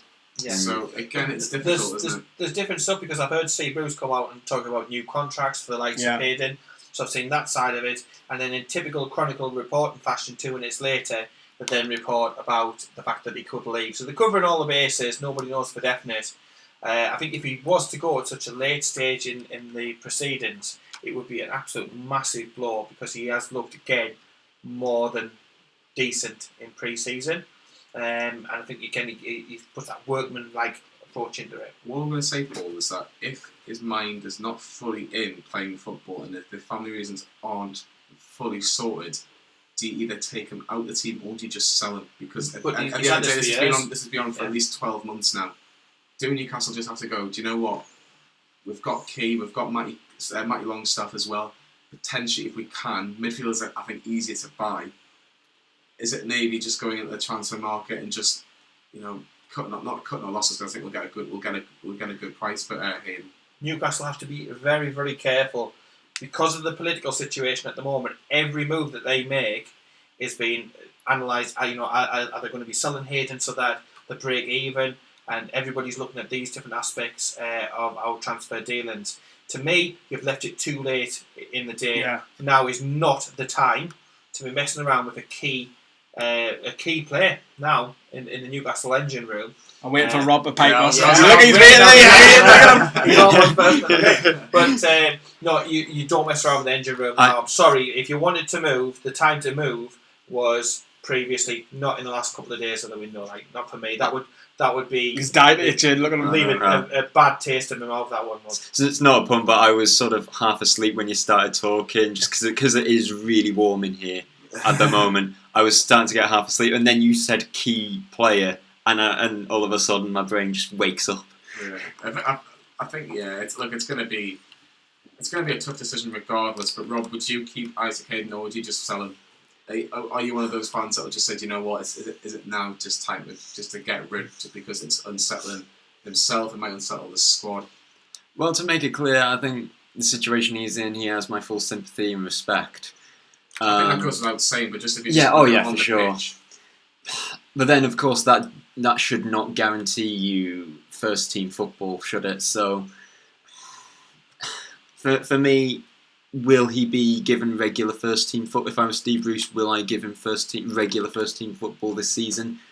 Probably not. I'd have him as a bench player, probably. And you just got to think, is he going to be truly happy while he's up here from his personal circumstances, being a bench player?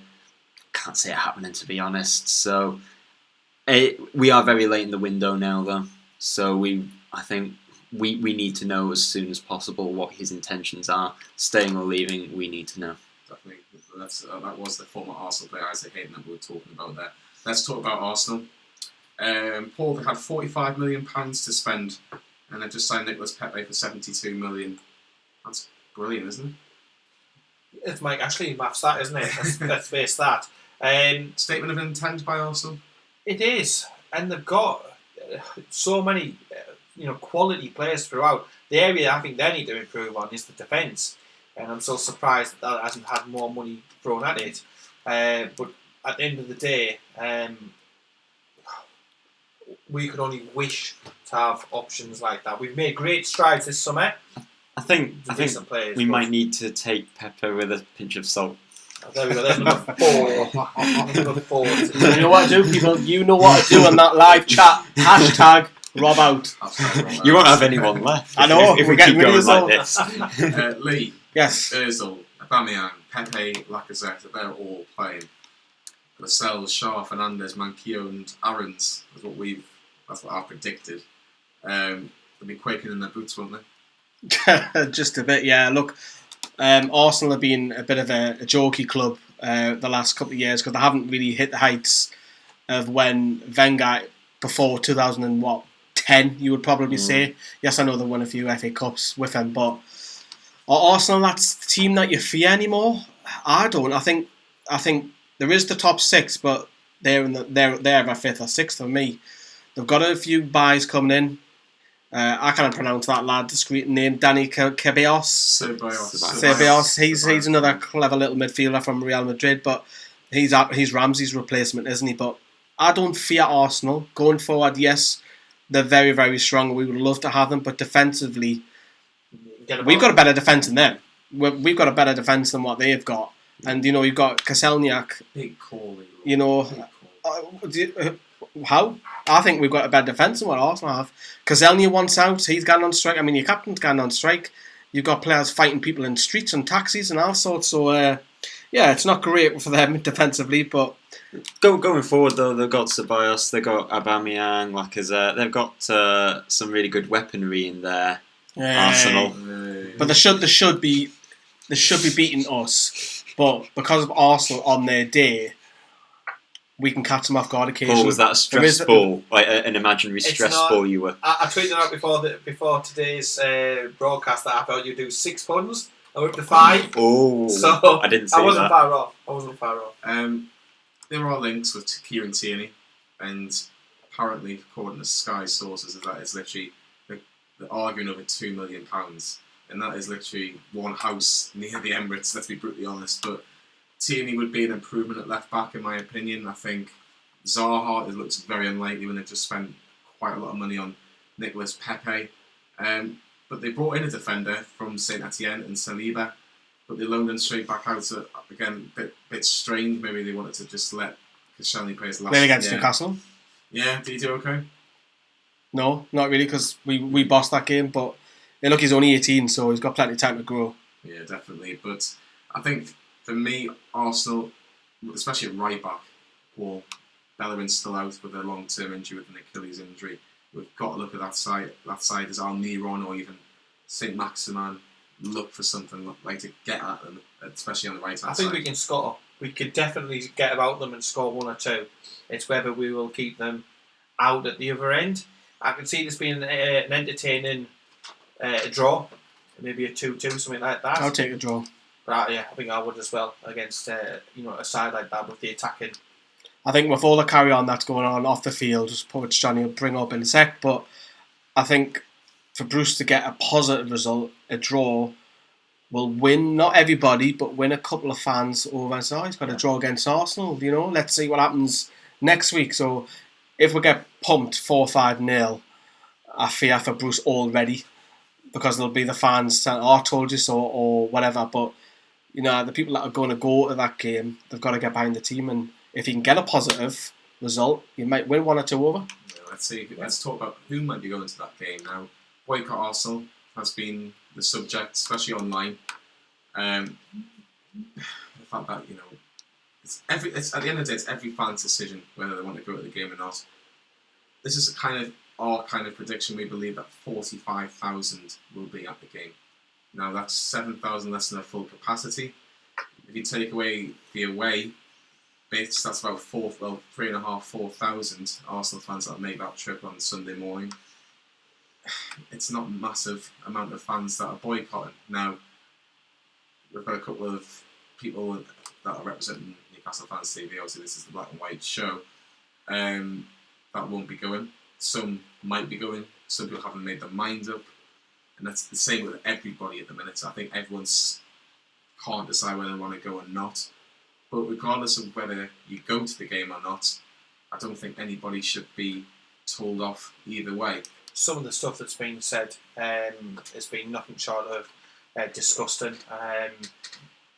At the end of the day, if I decide to go or not decide to go, right, that somebody else who's made the opposite decision to me, I would respect them with fellow Newcastle supporters, and I would not call them some of the names that have been called. We've made our position is a channel and everything quite clear. Let's be quite clear from our channel. It's every person's decision on the channel that will decide whether they want to go or not. Yeah. It's not a group decision because we feel like every person can speak for themselves. Yeah, definitely. But at the same time, we respect one another's decisions, what have been made, and the reasoning behind that.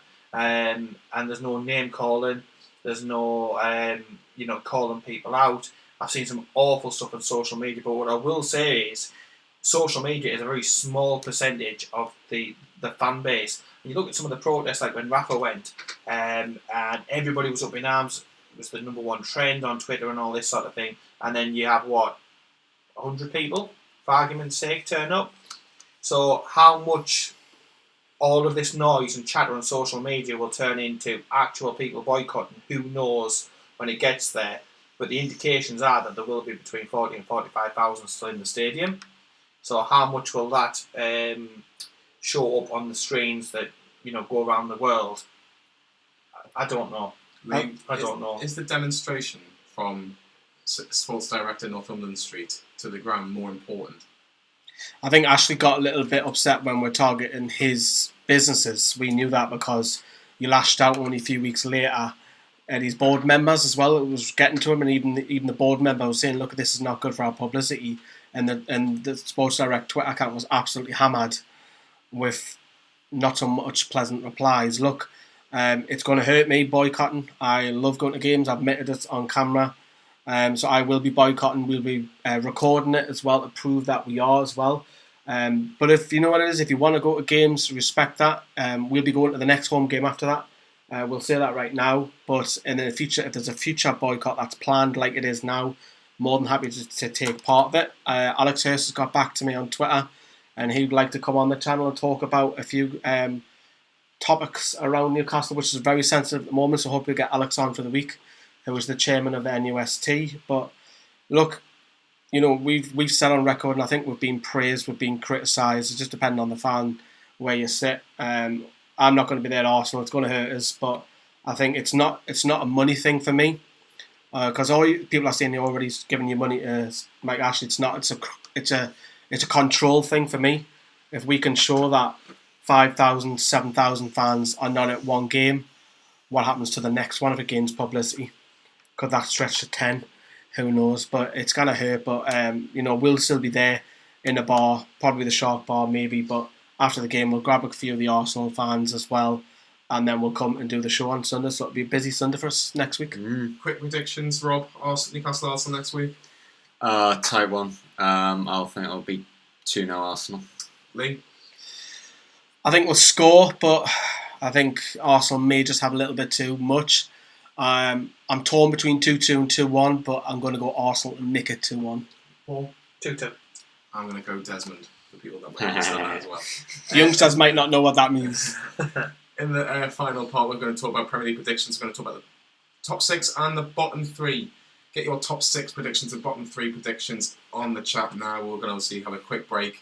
Who do you think? Is there anybody that will surprise the top 6? And will Newcastle get relegated? That is on the final part of the Black and White Show. The Black and White Show on 102.5 FM.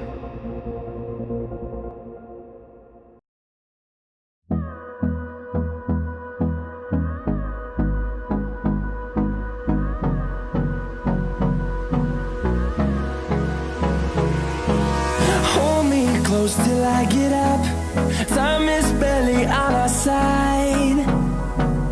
I don't wanna waste what's left. The storms we chase are leading us, and love is all we'll ever trust. Yeah, no, I don't wanna waste what's left. And on we'll go, through the wastelands, through the highways, till my shadow turns to sun rays. And on we'll go, through the wastelands, through the highways. And on we'll go.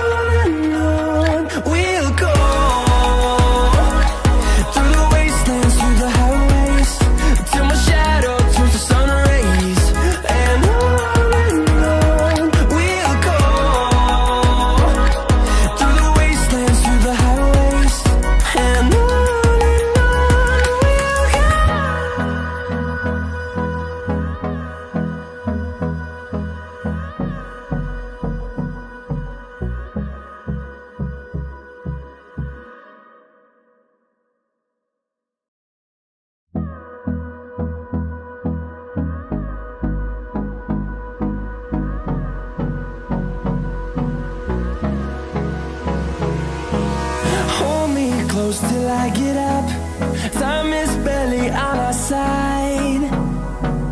I don't wanna waste what's left.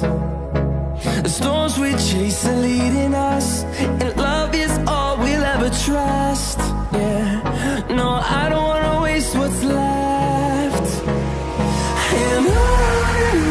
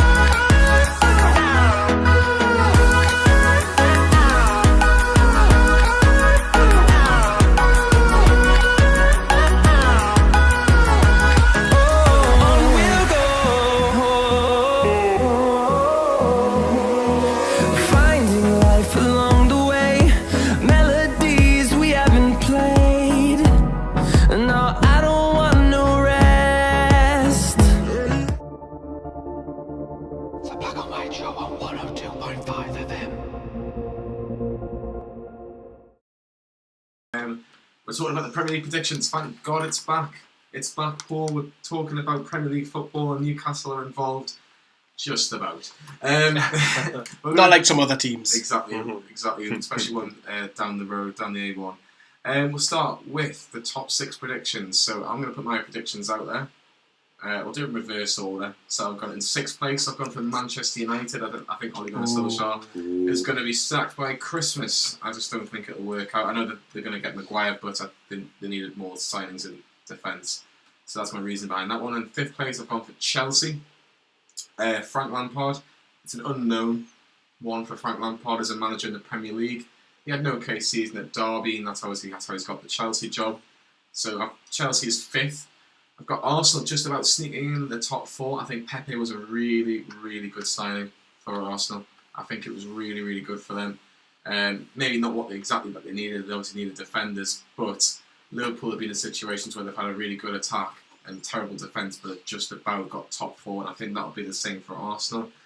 Just above them is their North London rivals Spurs. I think if Harry that'll not go down well over the internet. It won't, but it's just it's opinions. Everyone's got opinions.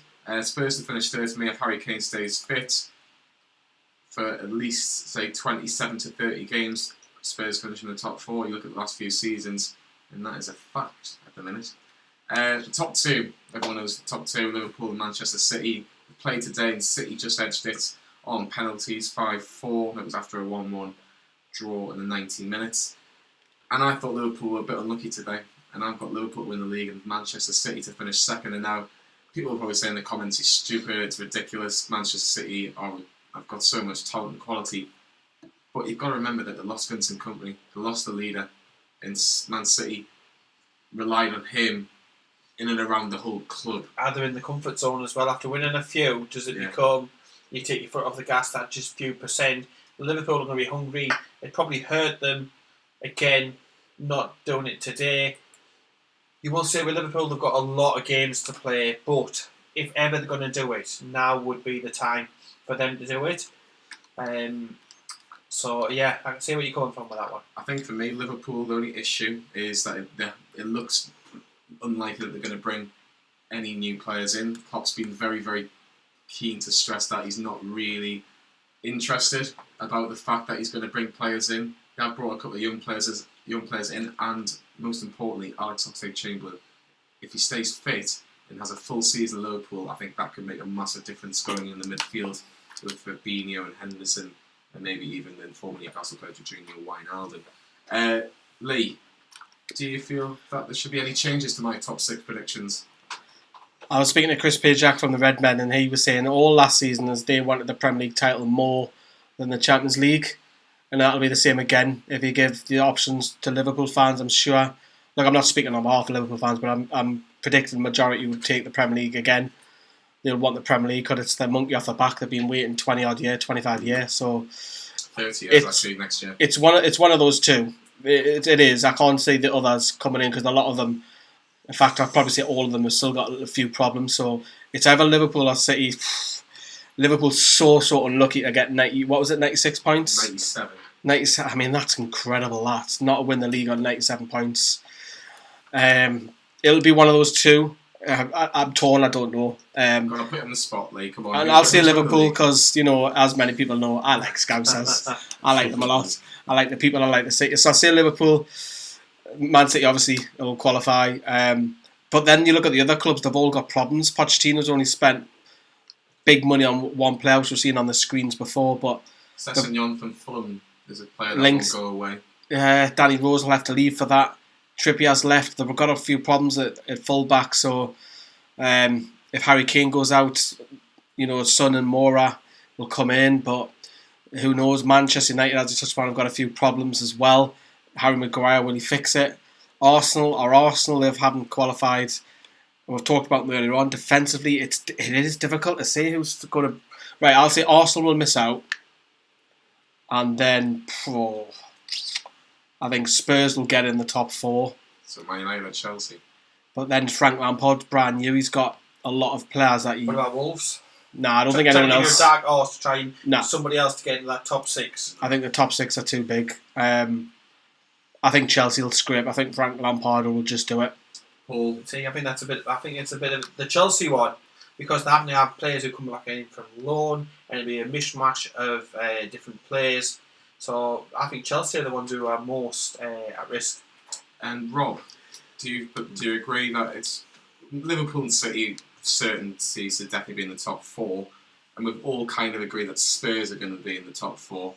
Is it Arsenal, Chelsea, and Manchester United that makes it for you, or are you going to throw a curveball? Well, I think it's Liverpool and Manchester City, not City. You know, there are more than one. Cities, There is more than one team with City in there. I thought you were going to say there's more than one teams in Manchester, because there's only one technically. Liverpool and Man City, they're the top 2. I think I think it'll be more or less the same as last year, the top 6. Man City top, Liverpool second, Tottenham. I think Arsenal might just sneak into the Champions League places in the top 4. As for Chelsea, that transfer ban will hit them hard this season. Well, you say they'll signed 2 players. Yeah, in theory, but is that really enough? They're giving their lone players a try, like Kennedy. That might work in their favour because team spirit.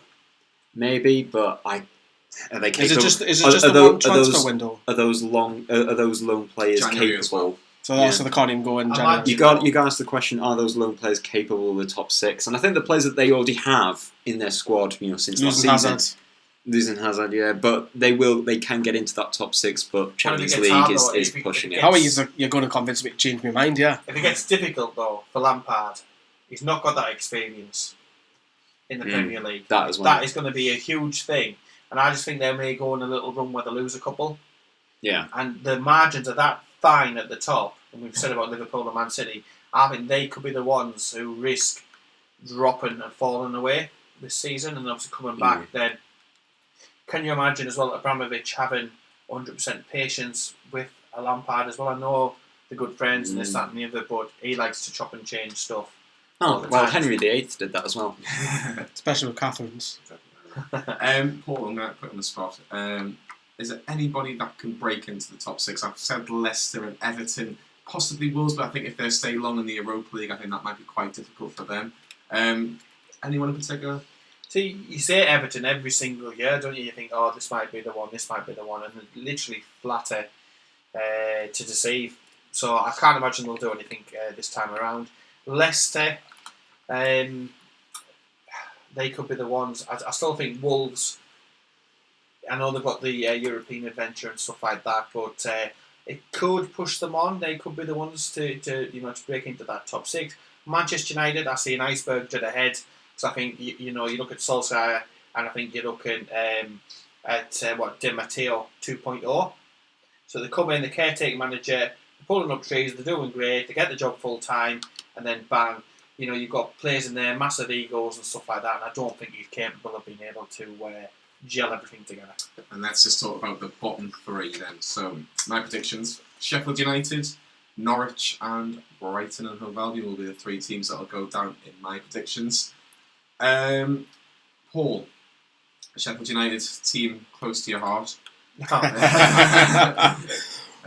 you think they can survive?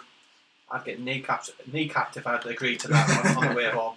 My wife is a Barnsley supporter, and if anything from down there, that Barnsley and Sheffield just literally despise each other the same way we don't like Sunderland and all that.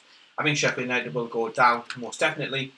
Brighton, it would be karma in a lot of ways, wouldn't it, for what they did with Chris Hughton? So, yeah, I can agree with the choices that you've made, actually. I think they're pretty good ones there. Cheers. Definitely. Lee, do you agree, or do you feel maybe a Burnley, a Southampton? I think Brighton are doomed. Brighton are doomed. Yeah. Just spending £20 million on Neil Maupay there. On a Championship defender, who's unproven. Striker. And I think, striker. I think the manager's inexperienced as well. I know he's done well in Norway and came over on the Championship last season, but I just might be a few spells in the book that. I think Brighton are doomed. Hard, Rob, I'll give you that. Chris Hughton was unfairly sacked, in my opinion. I think Sheffield United, I would love to see Aston Villa go down for personal reasons. I don't like Aston Villa. Aston Villa fans don't like Newcastle fans because obviously sob on the time twice, and they've just spent £26 million on a defender who couldn't even get in Bournemouth side. That's crazy spending. That's crazy. Fulham, aren't they? They are. Fulham did. Fulham? right, Paul? Yeah. I think it's definitely possible, isn't it? Definitely possible. And to be honest, to coin somebody else's famous quote, I'd love it if they went down. Rob, relegation, Norwich City we haven't really spoke about. Do you think Norwich potentially could go down? They've bought a couple of players, but it's quite a young squad with a young manager in managerial terms. He's never managed in the Premier League. He's obviously done a very good job with getting Norwich promoted as the champions of the Championship. Can you give them any reason that they can stay up? I think, in theory, they are well equipped. I think Ralph Fairman is an excellent goalkeeper. But so is Tim Krul. So is Tim Krul. But I'm sorry, Norwich. I just can't see it. You got to look at the quality, lack of experience in the manager. Just getting there is difficult. And I just think so many other teams in the Premier League have more about them in terms of staying up, in terms of that so-called bottom 14. Brighton, yeah, I agree. I think you have to chuck Newcastle in that mix to be. There. We will be down there. We will be fighting for sure, scrapping. But I think we have just enough about us to stay up for another season.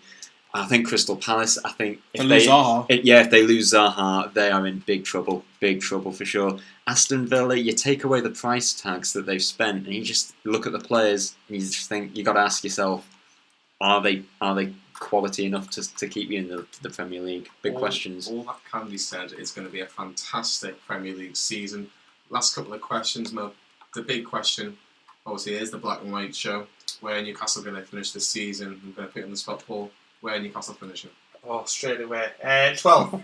12. Wow, that's optimistic. At the end of the day, the last 2 seasons have been relegation battles, but we've come out lower end of mid-table.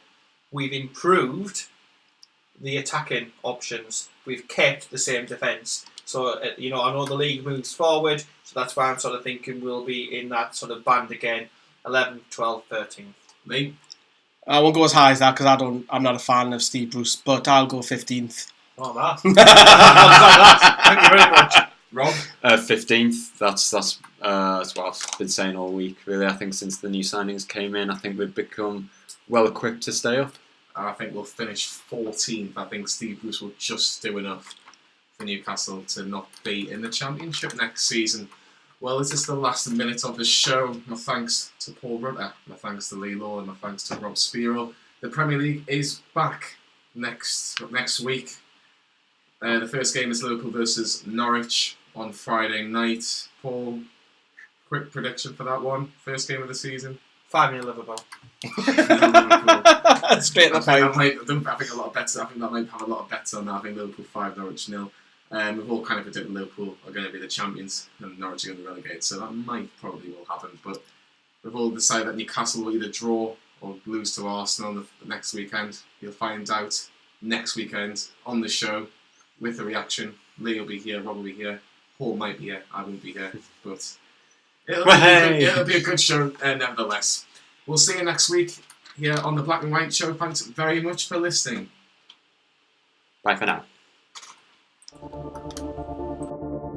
Black and White Show.